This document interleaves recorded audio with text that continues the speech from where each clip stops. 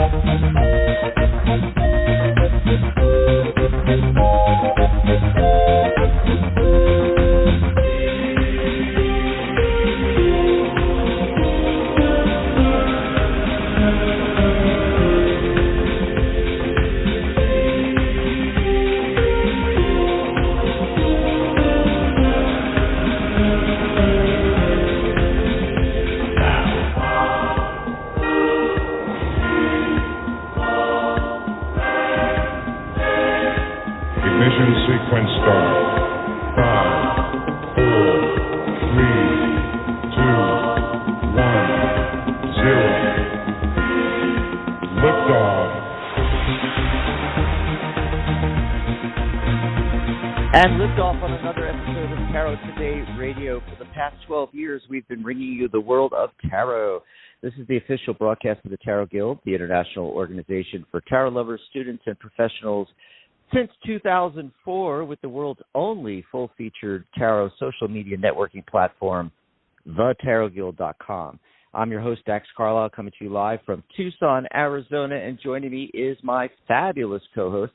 She's the vice president of the Tarot Guild. She's director of communications and a professional tarot reader herself and crystal Reiki master. Here she is live from Amarillo, Texas, the one, the only, Mary Brown. Hi, Mary. Hey, Dax. Hey, everybody. Happy Psychic Saturday. Here we are, another beautiful Saturday. I'm out on the patio. It's gorgeous here. You might hear the occasional car drive by, folks. I apologize. Anyway, I just love it out here. It's great. It's getting warm, though, Mary. Today's going to be like 5 degrees warmer than yesterday. It's going to hit like 95 or something. Oh, my goodness. Yeah, we got up to 99. It was insane. It was insane. So happy Psychic Saturday. And Right. And, you know, we are a live call-in show, so if you're listening live, get into the queue right now, 714-816-4628. As soon as you get through, press 1 on your dial pad. That lets us know you want to be live on air with us, and it puts you into the caller queue in the order that you called in. You can also join us in the chat room. It's kind of quiet in the chat room today. Usually we have a lot more people in there. I'm in there with Mary and Sharona. And the way to get there, just go to thetarotguild.com/chat. And you can join us in the chat room. There's a player below the chat room. You can actually listen to the show right there and take us with you wherever you're going. That's right. thetarotguild.com/chat. Or if you're already on the website, just click chat and join us in the chat room there. You can ask for a mini reading right in there, comment on the show, and so forth. So today we have a guest scheduled. They have not shown up yet on the caller queue. So we're waiting for our guest to arrive. We're going to be talking about the Empath Oracle, Raven Digitalis, and hopefully he'll be able to pop in here during the show. Meanwhile, the show must go on. So Mary and I are just going to chat here. We're going to take your phone calls, card of the day, numerology of the day, all that fun stuff. Oh, speaking of that, Mary, what was your card of the day? I think you said you took it from Raven's, the Empath's Oracle, actually. Okay. Had to call back in, folks. Give me a second here. Can you hear me, Mary? I can. It is Mercury retrograde. Oh, my goodness. Oh, my God. Well, I asked about your card of the day, and then I didn't hear anything. I don't know if you were hearing me or not. Well, I was trying. It's just all nutty. It's all nutty. But I think I feel like it's all clearing up, and we should have our amazing guest, Raven Digitalis, on later. And my card of the day is actually from his new deck that he's going to be talking about, the Empath Oracle. And just think, you, me, how many empaths do we know? Mm-hmm. Like, this is the deck. And the paintings are so beautiful. And the artwork is done by Konstantin Bax. I think he's a German artist, and just so powerful. And the card I chose today, and I thought this was fascinating, is card number 3, realizing empathy as revolution, evolution. And the message with it, is so fascinating, because what Raven says about this, he talks about the imagery, and he says that when we understand that we are connected to and entwined with everything in the world, then humanity will assume its true role on Earth. Only through empathy will we protect and care for the world instead of exploiting and destroying it. And in the book that comes with this deck, at the end of each write up about the card, and we talk about the imagery and the subject of the card, he has the suggestions for action. And he says it's a good idea to research the meaning of evolution, including all its physical and social nuances, and consider researching it by streaming various documentaries about the subject, as well as researching how humankind has evolved as a society, even in our earliest days, and what role empathy plays in social evolution. Messages of social compassion, understanding, acceptance, and respect directly tie into the revolutionary reality that true empathy is the world's greatest blessing. And I just love that so much, because I feel like you, me, so many people, that feel they're empathic or identify as an empath, so often we talk about the challenges of it, how, feeling other people's feelings, and, trying to separate what's our energy from somebody else's energy. I mean, so often empaths, we talk about the downside, I feel, almost too much compared to the benefits of it. And so I just love that idea that we're part of the evolution. Yes. Oh, my gosh. Being an empath, had to deal with that all my life. Most of us don't know, and that's something we can ask Raven about. A lot of us don't know that we're empaths, and a lot of the emotional ups and downs and things that have happened in my life have been, I can attribute it to that, and it's just been, overwhelming to some extent, and then you're feeling emotions and feelings that really aren't even yours. You're tapping into other people and animals and things around you, and it's just, wow. So for me, for the card of the day in the numerology,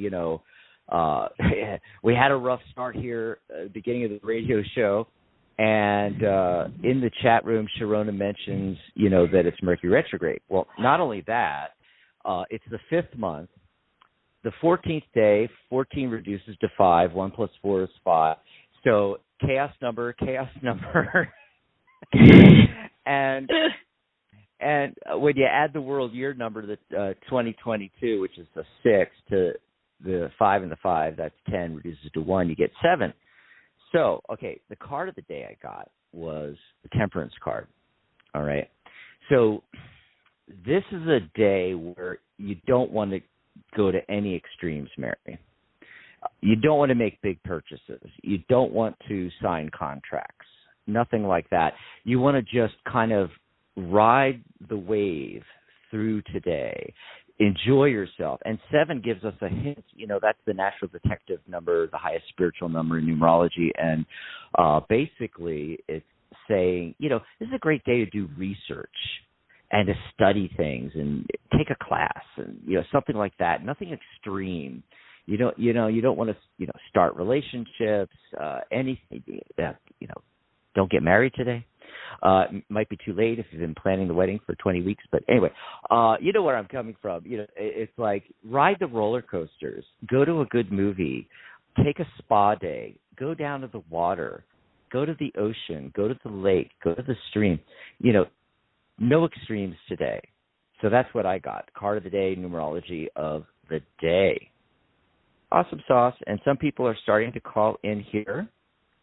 714-816-4628. We have our guest in the caller queue, Mary. Awesome. Before we bring Raven on, let's take Terry's call real quick because she's been waiting a long time. Terry from New York City. Are you there, Terry? Hello? Terry, are you there? Mercury retrograde. Mercury retrograde. She might have stepped away. Well, Terry, hang in there. We'll get back to phone calls after the guest here. So, the Empath Oracle, you ready to bring on Raven? Yes, let me tell you a little bit about him. Raven Digitalis is the author of Exploring the Empath Oracle. That's the wonderful guidebook that comes with this beautiful deck. He's also the author of The Everyday Empath, Esoteric Empathy, Shadow Magic Compendium, Planetary Spells and Rituals, and Gothcraft. Oh my gosh, Gothcraft. I love it already, and I don't know what it is. He was originally trained in Georgian witchcraft. Raven has been a witch since 1999, a priest since 2003, a Freemason since 2012, and an empath all his life. He holds a degree in cultural anthropology from the University of Montana, cooperated. Isn't it funny how cooperated and cooperated look like, you know, they're two different words, kind of, but they're kind of, anyways, I got caught up in that. But he cooperated a nonprofit pagan temple for 16 years and is also a professional tarot reader, DJ, card-carrying magician, and animal rights activist. Let's bring on Raven Digitalis and talk to him about all the beautiful things he is. Woo! All righty. Hi, Raven. Raven. Hello. Can you hear me? Yes, beautifully, beautifully. Welcome to the Tarot Today radio show. Hey, thanks for having me on. I sure appreciate it. I've been reading tarot professionally for about 15 years, so it's nice to be on a whole program dedicated to the art. Yay! Awesome. That is so cool. It's so fun when we have someone who's, you know, an author, creates something, writes a book or whatever, but also is a tarot reader. It's like, yay! Right. Family. Yes, exactly. Yeah. Oh, my gosh. Yeah, Mercury is retrograding for me left and right also, I tell you what. It's crazy.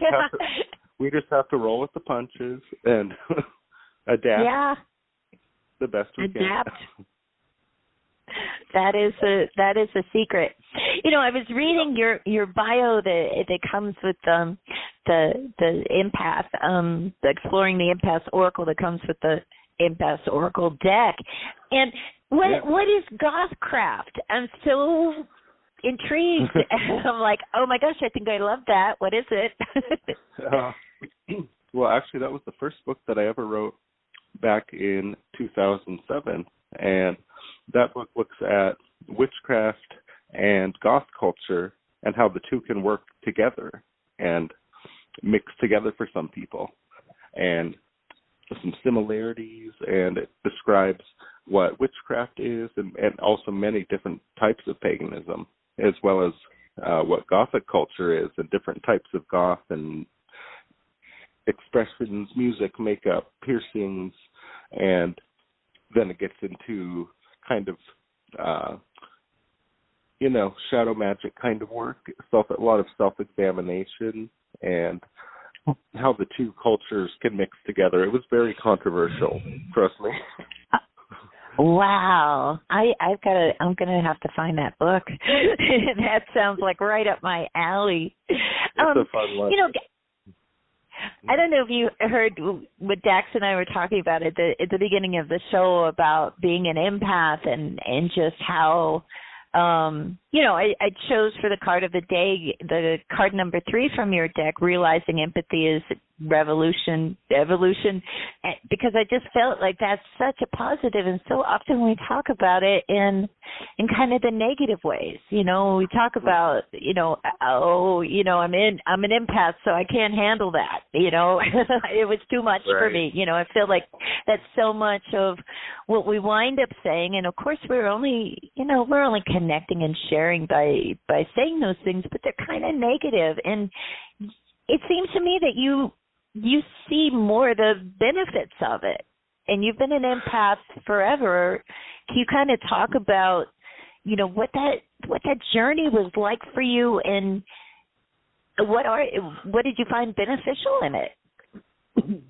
Well, I definitely didn't see it as a positive thing at first myself. It was so overwhelming, and I didn't know what was going on. Being in high school, especially having not only the teenage hormones, but also having the strong empathic ability and not knowing what it was, that was crazy overwhelming. So luckily I had the chance to consult with a spiritual elder at the time when I was feeling so overwhelmed and having a breakdown. I cut class. I was so overwhelmed with emotions and couldn't understand where they were coming from and what was happening. And she said, "Well, honey, you're an empath." And I said, "What is that?" And so she explained what that was, and I'm like, wow, that's perfectly fitting. And so from there, I just learned over time different, I don't want to say coping skills, but different ways to work with it. And so I try to promote empathy in a very positive light for people so that they can see the benefits of it, because a lot of empaths just get stuck in that negative rut and feel like it's a curse and don't know what to do with all that energy, but it's actually an incredible gift that we can use for healing. Of course, we start with ourselves when it comes to healing, and then we can project that out onto other people. We can actually utilize that emotional energy, transform it inside ourselves, and make it something positive. And, one of the cards in the deck, and also that I talked about in my 2 other empathy books, because it's a trilogy, really, the other 2 being esoteric empathy and the everyday empath. One thing that I talk about there in the whole trilogy is something that I discovered personally, which is that when these emotions come from an external source and you sense them coming immediately, we can actually take that emotion, visualize it coming into the left side of our body, transmute it, and project it out the left side with light. And so empaths are transmuters of energy. We can actually transform and it's emotional energy specifically, and we can actually transform that when it's coming from the outside, if it's negative, and take our control back. So when we learn how to control the gift, and it is a gift, then we become empowered, and we help others become empowered. Yeah. But, it takes time, patience, it takes self-forgiveness for mistakes, and I'm certainly not 100% expert by any means myself, but we really have great feeling influence. Your way, right? Yeah, exactly. Yeah, I love that. And, well, it's, what is esoteric empathy? So that book looks at the magical side of empathy and how empathy can be used for those very kind of transformational purposes. So, I have a copy right here. It's been a while, but, I guess it was printed in 2016. But that book includes a lot of suggestions of symbols that we can use, either that we can put on ourselves or put around our property, for empathetic protection, and it includes suggestions for herbs and stones and charms that can work very well for empaths, and energy shielding, and also includes a big breakdown about different types of psychic abilities and how empathy is related to that. And there's also a large section about how empathy is actually a force of evolution in the world. And, that's according to science, because without empathy, the species wouldn't evolve as quickly as they do.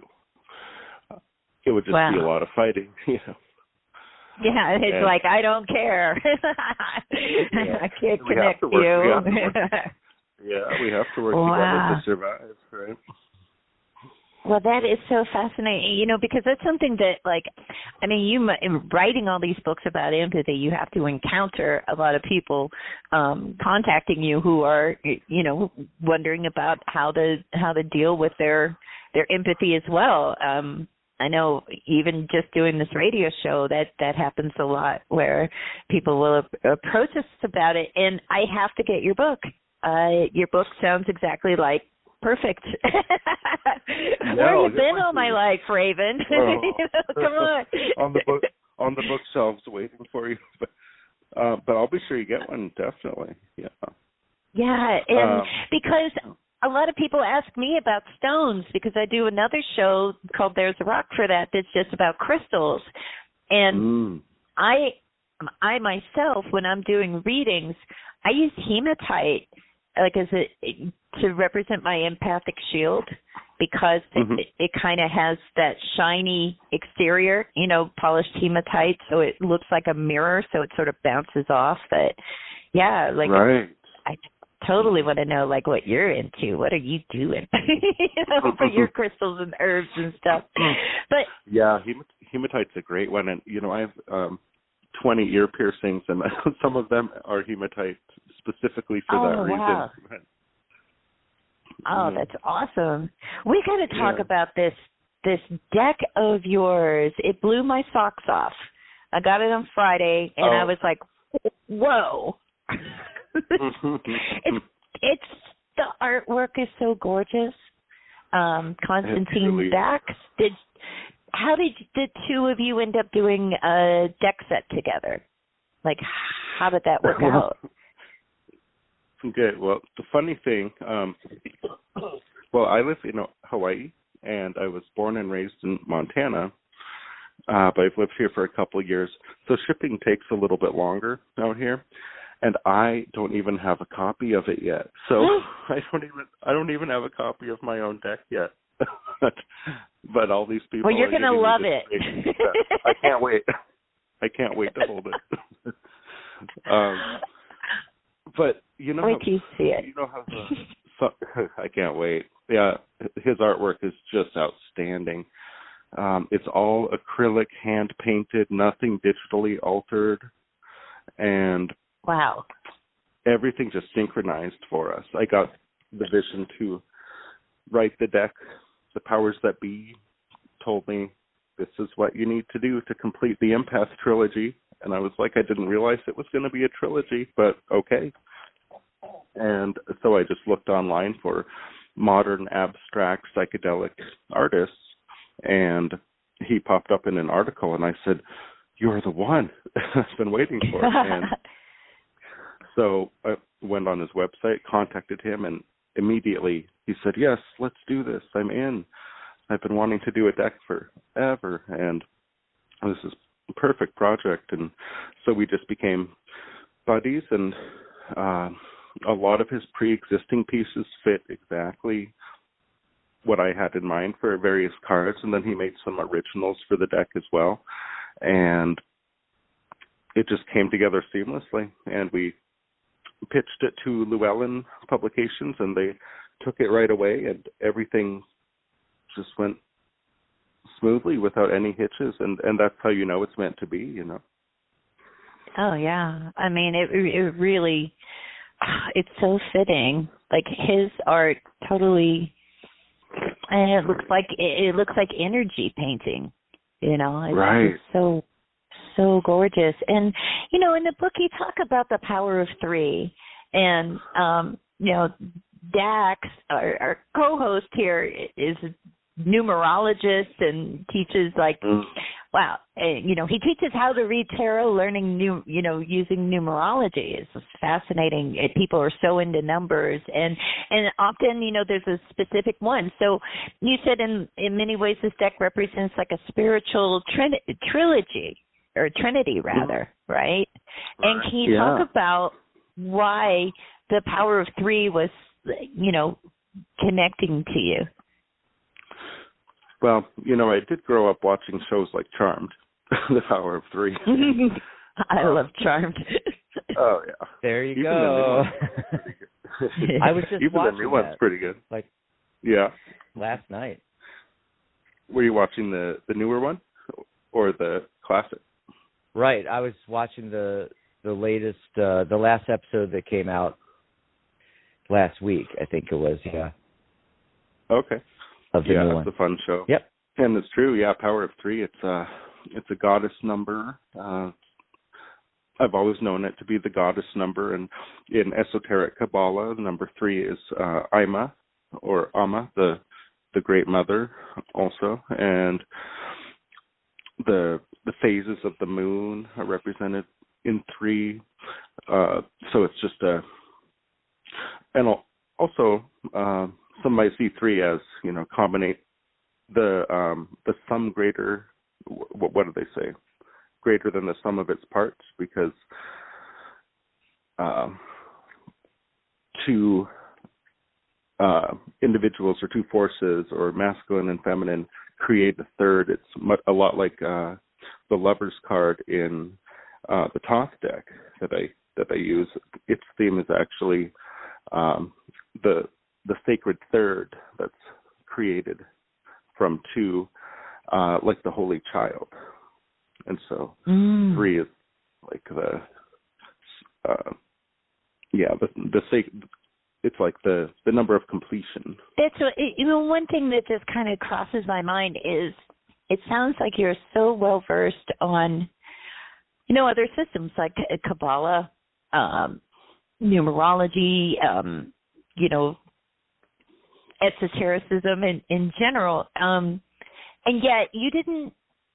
This deck is like much more like it's really free, and and yet you get the sense of those ideas and that knowledge sort of weaving its way through that. Had you ever, you know, thought about that when you were doing it? How, you know, all of that you know and that you studied and the, you know, you connect to, ends up finding its way to inform, you know, a deck that really isn't Kabbalah based necessarily, or do you know what I'm saying? Right. Yeah, that's the reason why I would never feel comfortable making a tarot deck, because I know too much about the Kabbalistic and astrological, numerological symbolisms in there, and I feel like the Thoth deck by Aleister Crowley and Lady Frieda Harris is the perfect deck, and nothing's perfect, but, you know, the best that I can possibly imagine, and so I would feel incompetent at creating a tarot deck, but so I'll stick with oracles. But well, you know, is it Lady Frieda Harris, or is it Crowley that's like sort of, or is it just both of them together that you kind of feel like they did it? That's as good as that's going to get. Oh yeah, both of them together. I mean, he dictated it and she painted it, and it was just a match made in heaven. It's just incredible. But I feel safe making oracles because those are approachable for everyone from any background, and that's really how I designed the cards and the book that come with the cards, is to be for everyone. So there's bits of occult information sprinkled in there, but it's all spiritual information in there, and self-help things. So like I said, approachability was just a big theme that I had going in there. So everyone could get something from it, Yeah, it totally is. It's so appealing. And one thing I really love about the book is these full color, nice big, photographs of the artwork in the deck. It's so great to have those in a book because then you've got that reference right there, right across the page from it. It's really terrific. And, I love that there's a paragraph for every card of you you describe the imagery. You interpret the card as well. You're interpreting the artwork in the paintings. And that's something that I don't feel like is ever done in a way where people take the next leap. They might say like, well, okay, here's a cat and a dog and there you go. But you take it a step further, and really, I love that. You write beautifully. You really do. About art, especially. So, back to this trilogy on empathy. I'm kind of fascinated about that. Because what was it that made it seem like these three things are connected? We have people that will be like, we'll have prolific, writers on the show that'll talk about, all the various books that they've written, but it's usually like they're all separate. Did you know starting out? It's like, no, you're going to do three of these or three things on the subject. It was actually really, I didn't believe it at first, but it happened. So I used to read at psychic fairs back in Montana at a wonderful metaphysical shop called Between the Worlds in Hamilton, which is near Missoula, where I was born and raised. And I traded a tarot reading for a no tools psychic reading from a woman who was also a friend of mine who was the reader there. And so this was at the time when I was just beginning or about halfway through writing Esoteric Empathy, which I think is my number one book, Heart Baby. It is my heart baby, and I'm going to be sure you get a copy for sure. And so I said, can you tell me if this book is going to be a success and help a lot of people, a lot of empaths? And she said, oh, honey, it's going to be a trilogy. And I'm like, girl, please, a trilogy? No. I said everything it could possibly say about empathy in this book. It took me 6 years to get, like, you should see the bibliography in the back. I'm like, I have so many. It took so long. I thought, wow. Sweat, tears for years. And she's like, no, it is going to be a trilogy. I'm like, if you say so, okay. You're funny. Wow. And yeah. Sure enough. So, did you tell her? Did she know? Are you still in touch with her? Yeah, she knows. Yeah. She's like, yep. Wow. That's spot on. Yeah. It was pretty amazing. Because the second book, The Everyday Empath, that's one that's for everyone. Esoteric Empathy is more for people who are involved with paganism, magic, or at least mystical practices to one degree or another. Whereas Everyday Empath is really for everybody from any background and is very approachable, just like the cards. So those two are linked pretty strongly, the cards and the Everyday Empath book. And actually, the Everyday Empath got translated into Spanish and audiobook, which I was very excited about. Oh wow! Did you do the voice for the audiobook? No, they don't let you do that. So the publisher, so somebody buys the rights from the publisher, and then so they have all the audio rights, and they do whatever they'd like to do.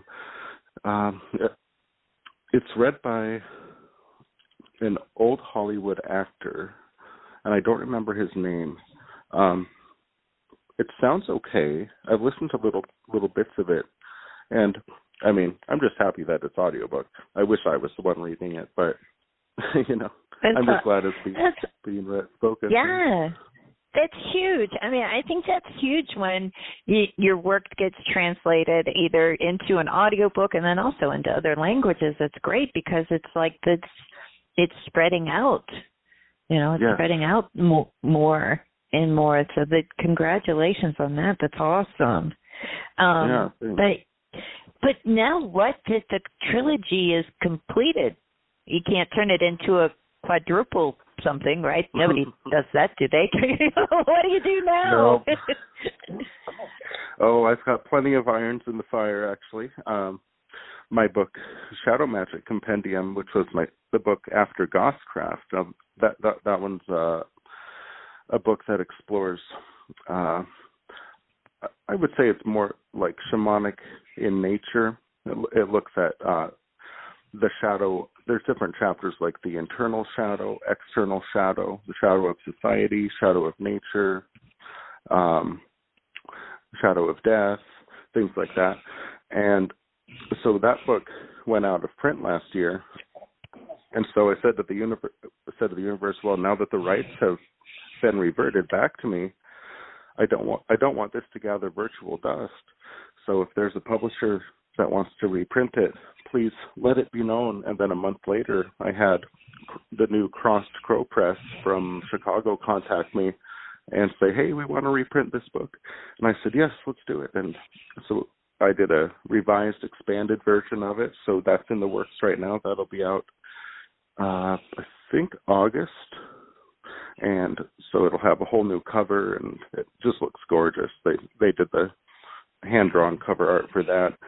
So I've got that going on, and another Oracle project in the works, but that's top secret at the moment. Uh-oh. Top secret. Yeah. Hey, Mary, I know what to do after a trilogy's done. You start on the next trilogy of the trilogy of trilogies. Oh, if you're George Lucas, you do, right? Exactly. The power of 9, which is the power of 3 to the third power, or something like that. Anyway, but yeah. Oh, it's so true. I know what I wanted to ask Raven more about is, being an empath in general, and what I said at the beginning of the show. Does that hold true for you? That a lot of people that are empaths don't even know they're empaths, and it could be bad, because you don't know where all this is coming from and all. Yeah, exactly. And I see empathy as I see the word empath as similar to psychic, in the sense that we're all psychic to different degrees, and some people just don't know it, and we're all empaths to different degrees, and it's just different people have different skills and are either born or come into different skills and powers at different rates, and we're even all mediums and spirit communicators and don't even know it to different degrees. Like my ability to communicate with spirits is very low. I've never really had much skill in that, just sometimes, just a little bit. And I attribute that to having such a high amount of empathy. And so I think different skills and abilities get weighted out like that, where if someone's really heavy in one area, they'll be lacking in another, kind of thing. But yeah, so many people don't understand why they get emotionally overwhelmed like that. But it's just so nice to have a term for it, and it's actually a relatively recent term in human history. I want to say it's 150 years old is all. Wow. Yeah. Wow. Term empath or even empathy. Yeah. I remember watching Star Trek, the original series, and there was the mute alien that was an empath. And I so connected with that episode. Yeah, her name was Jem, and I talked about her in my books also. That was the first television representation of an empath, and the first time that term had ever been used. Yeah. So I use that as part of my research. It's like, wow, this is so interesting. It really is. And so what maybe kind of little tidbit of advice could you give someone who's feeling emotionally overwhelmed and they are not sure, is there a way that you tell people how they know that it's empathy and not like they're just nutty? It's so difficult to discern what is ours and what is someone else's. That's the thing. And that's the biggest conundrum for empaths.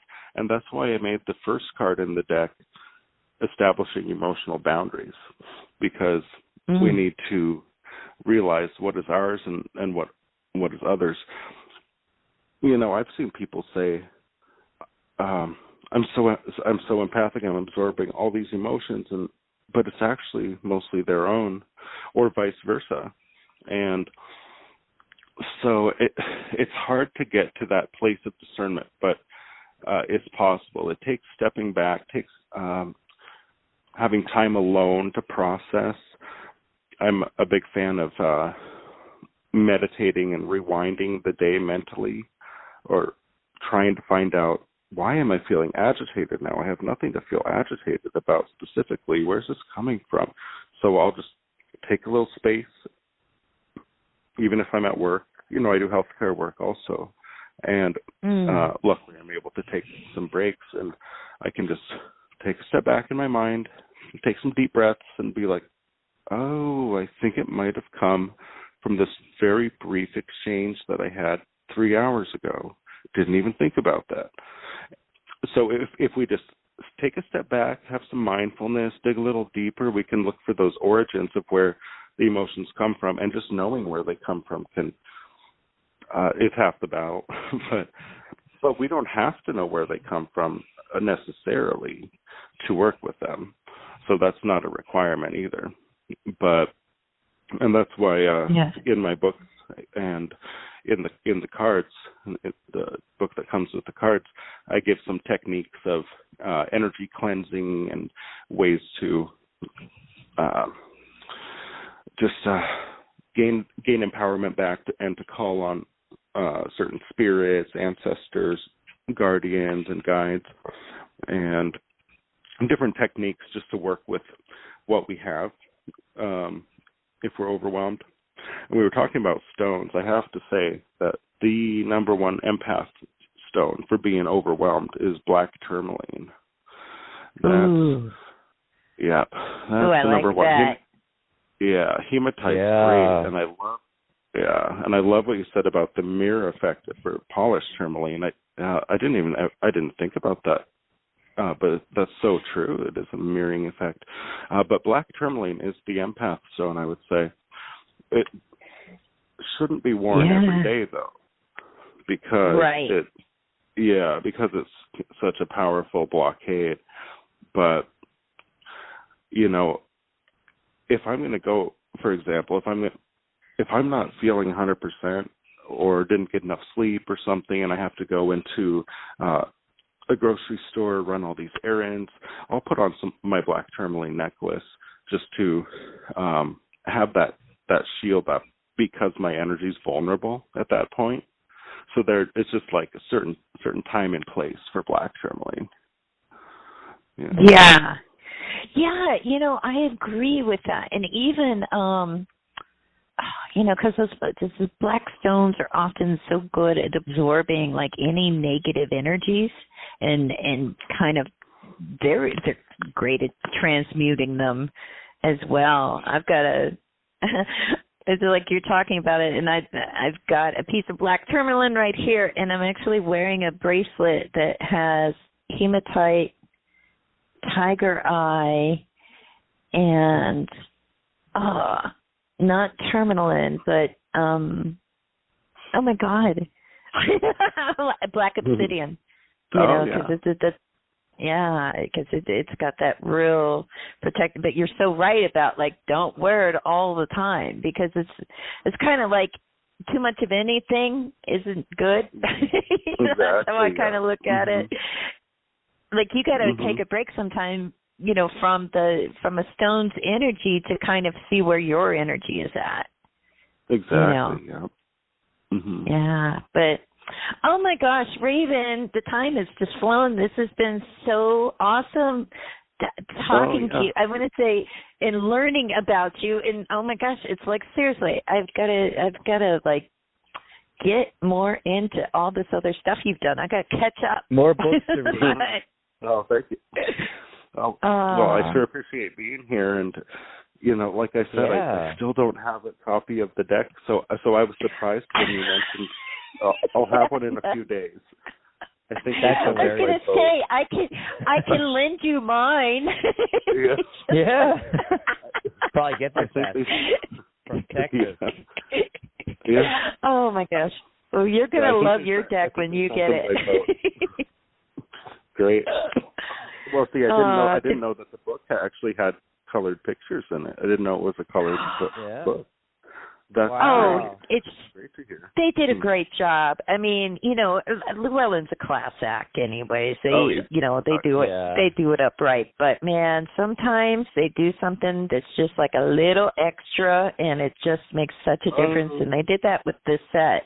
I'm going to be doing a walkthrough of the deck and little review for the Tarot Guild website, and I'll send you the link to that too, so you can at least see how it's laid out until you get yours. But wonderful. Again, thank you so much for joining us. And just come join us on the Tarot Guild website, Raven, too. Sure. Yeah, you gotta come back. Come back when you do your super secret. Yeah. too. Right. Yeah. Thanks for being on. Yeah. And thanks to you guys for doing what you do and spreading the good word of healing and mystical helpfulness to so many people. It's not everybody can do that job either. So much respect and namaste. Namaste. Bye-bye. Bye, Raven. Wow, that was great. Oh my gosh, that was so rocky beginning, cool. But we got through it. Mercury retrograde. Oh my God.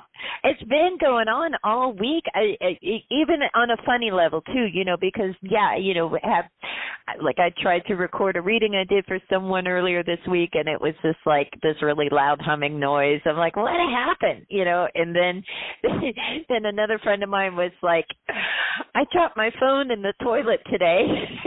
I've been hearing like wacky, things with technology, like more than usual.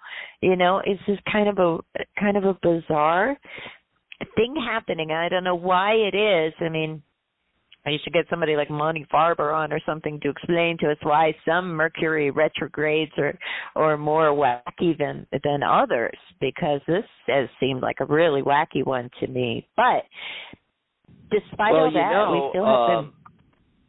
Just to tag on to that, I've noticed that as well, because doing radio, we're always looking for the technical glitches during the Mercury retrograde, and guests showing up late, things like that. The technology not working right, recordings disappearing, but everybody getting dropped on the line. Right. Crazy but stuff. over the last several Mercury retrogrades, we've not experienced that on Psychic Talk Radio. And this one, though, is just bonkers. At least today it is, anyway. Well, the whole week has been bonkers. I mean, I don't know. Yeah. I really think this is a different one. But despite all that, we still made it on the air, and we've got some great stuff coming up on the Psychic Talk Radio Network this week, too. Should I tell everybody? was happening? Of course, yeah. Lots of good stuff coming up. Great stuff. In fact, our next show is going to be, I'm just going to run through the shows. We've got some other good stuff coming up, too, that you can tell people about. But our next radio show is going to be Monday, May 16th, 10 a.m. Pacific, 1 p.m. Eastern. It's the Wisdom of the Soul show with your host, Janice Fuchs.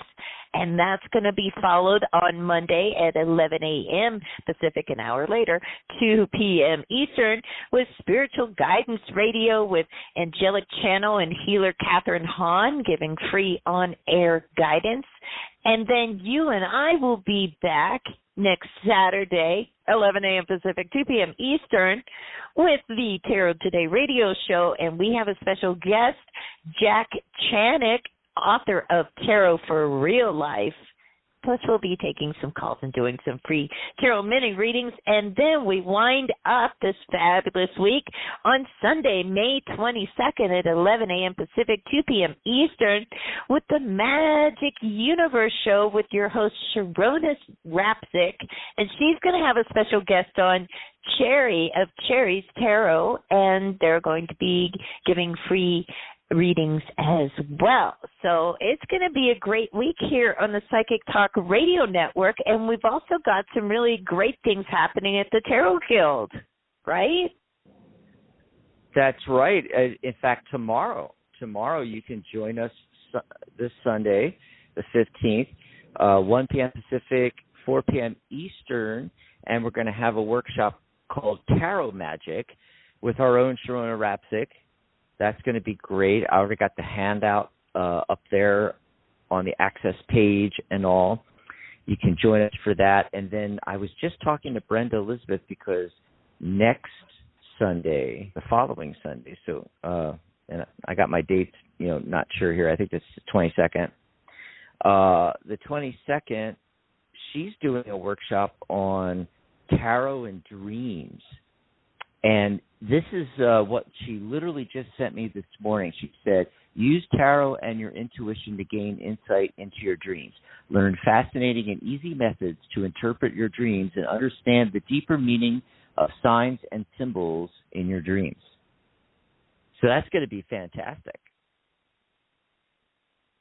That's going to be awesome, because I don't know about you, but it has to happen to you and a lot of other tarot readers out there, is that you'll get booked for a reading and somebody will want you to do a tarot reading and interpret a dream for them. Can you ask the cards what this dream meant? I've gotten that question an awful lot. Which I do some dream interpretation anyway, so it's like, it's okay, I get it, I don't mind it, but I have a feeling there's some readers out there that probably throws for a little bit of a loop. So this is a great idea for a workshop. Yeah, it's going to help out folks that are professional readers interpreting dreams for clients, but also for ourselves and interpreting our own dreams. I mean, I need that. Dreams have just been wild lately, the last few months really, much more intense and vivid, information coming through, and I struggle to remember a lot of it, like most of us do. And you got to have that pad and paper next to your bed, write it down real quick because it's going to just pop right out of there, But, yeah, this is going to be really, really helpful. Yes. And we're going to have workshops all year long. In fact, we've been doing workshops since February, I think, was when we started. And it's like almost every weekend, with a few, that we have other things going on. But it's just fantastic. And they're all free to our premium members. You can join the Tarot Guild for $1 a month. I kid you not. Just go over to thetarotguild.com, click on Join the Guild, and, of course, you could sign up free on the website, but you could join the premium membership for $12 for the year, $1 a month, and you're going to get to listen to and watch, because it's video, obviously. We do these on Zoom meetings, and you could actually, go back and watch all the ones we've done so far since February and catch all the other workshops, Sharona's tomorrow and Brenda's next Sunday and all the other workshops all the way to the end of the year, it's going to be great. You're going to love it. Awesome. So much fun. Oh, gosh. So thanks, everybody, for being here with us through our Mercury retrograde issues. And we'll see you next week. Enjoy your weekend, everyone. Yeah. Bye, have everyone. a great weekend. Good night, Mariella. Good night, John Boy.